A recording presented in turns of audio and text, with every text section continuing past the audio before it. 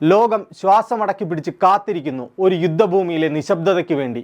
ഗാസയിൽ സമാധാനം പുനഃസ്ഥാപിക്കാനുള്ള നിർണായകമായ ഗാസ സമാധാന ഉച്ചകോടിക്ക് ഈജിപ്തിലെ ഷാം എൽ ഷെയ്ഖിൽ നാളെ തുടക്കമാവുകയാണ്.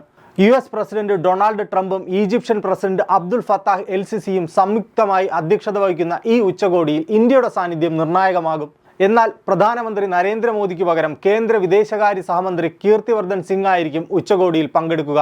നിർണായകമായ ഉച്ചകോടിയിൽ ഇന്ത്യ എന്ത് നിലപാടായിരിക്കും സ്വീകരിക്കുക? നമുക്ക് നോക്കാം.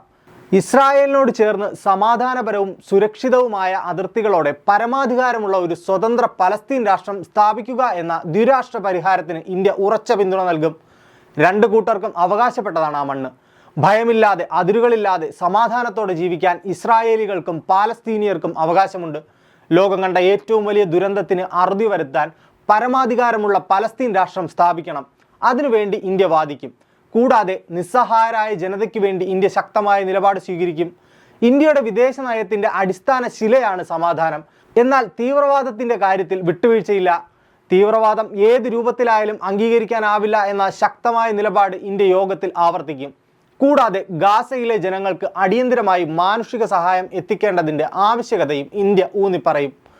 അമേരിക്ക മുൻകൈയെടുക്കുന്ന അറബ് രാജ്യങ്ങളുടെ സഹായത്തോടെ രൂപീകരിക്കുന്ന അന്താരാഷ്ട്ര സുരക്ഷാ സേനയ്ക്ക് ഇന്ത്യ പിന്തുണ നൽകാൻ സാധ്യതയുണ്ട്.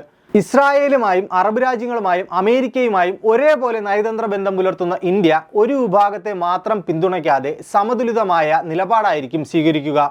പശ്ചിമേഷ്യയിലെ സമാധാനം ഇന്ത്യയുടെ ഊർജ്ജ സുരക്ഷയ്ക്കും സാമ്പത്തിക വളർച്ചയ്ക്കും നിർണായകമാണ്. ഗാസയിലെ യുദ്ധത്തിന് അറുതി വരുത്താനും പശ്ചിമേഷ്യയിൽ സമാധാനം സ്ഥാപിക്കാനുമുള്ള ഈ ആഗോള ശ്രമത്തിൽ ഇന്ത്യയുടെ ശബ്ദം സുപ്രധാനമായിരിക്കും. ഈ ഉച്ചകോടിക്ക് ശേഷം പശ്ചിമേഷ്യൻ രാഷ്ട്രീയത്തിൽ എന്ത് മാറ്റങ്ങളാണ് ഉണ്ടാവുക എന്ന് കാത്തിരുന്നു കാണാം.